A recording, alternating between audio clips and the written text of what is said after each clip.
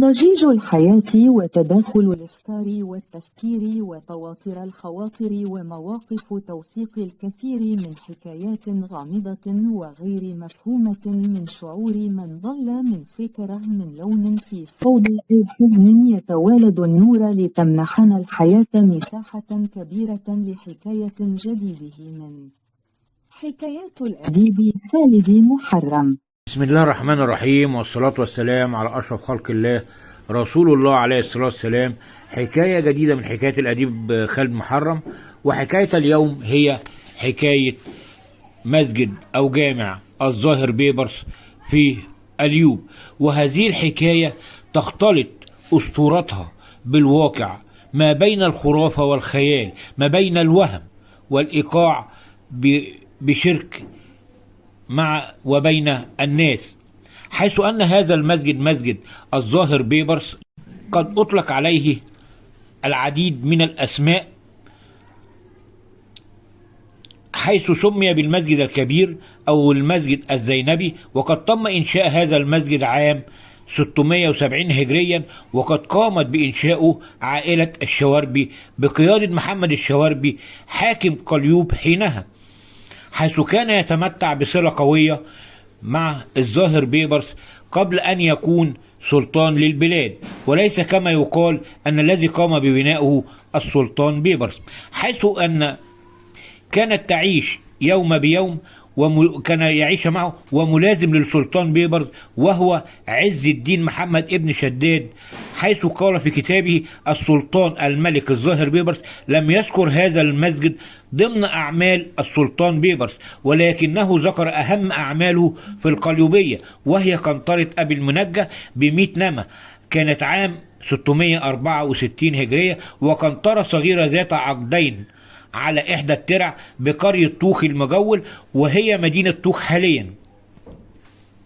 أما بالنسبة لحكاية أو قصة بئر المسجد الذي يحتوي على جن، وما قيل عن الأصوات حين ردد هذا الأهالي، كان هذا عار من الصحة، لأن هذه البير قد تم اكتشفت عام 2011 عند ترميم هذا المسجد.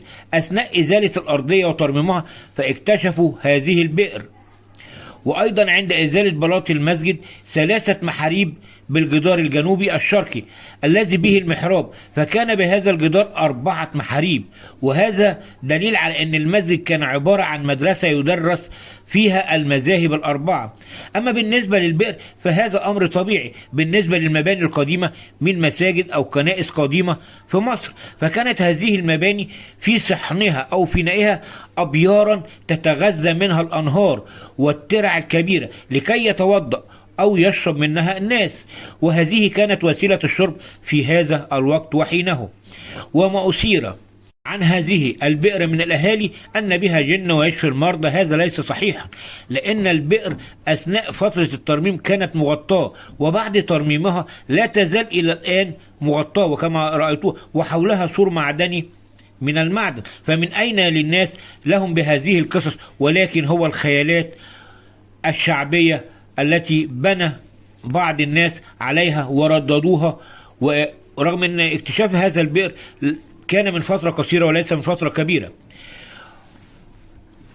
يقال أيضا بالنسبة للحكاوي الشعبية أن كان بها سراديب لتهريب منها الجيوش أثناء الاعتداء، فكانت وهذا كلام غير صحيح ومضحك للغاية، وليس به سردابا، وهذه البئر به مياه جوفية ولكنه كان قديما. ومعنى هذا أن خيالات الناس كثيرا ما طفت، وعدت الخيالات بمصادر كبيرة إلى يومنا هذا. أما عن المسجد ذات نفسه قد تم ترميمه عدة مرات، وآخر مرة كانت 2016، وما يحدث الآن هو بعض الصيانة لبعض الأماكن في المسجد. ويضم صحن المسجد التي حوالي مساحته حوالي 650 متر، وبه مصلى للسيدات ومساحته حوالي 130 متر، وميضة وحمامات حوالي 120 متر، ومساحة فضاء حوالي 500 متر. وإلى هنا نلتقي في حلقة جديدة من حلقات الأديب خالد محرم، والسلام عليكم ورحمة الله وبركاته. بسم الله الرحمن الرحيم، والصلاة والسلام على أشرف خلق الله رسول الله عليه الصلاة والسلام.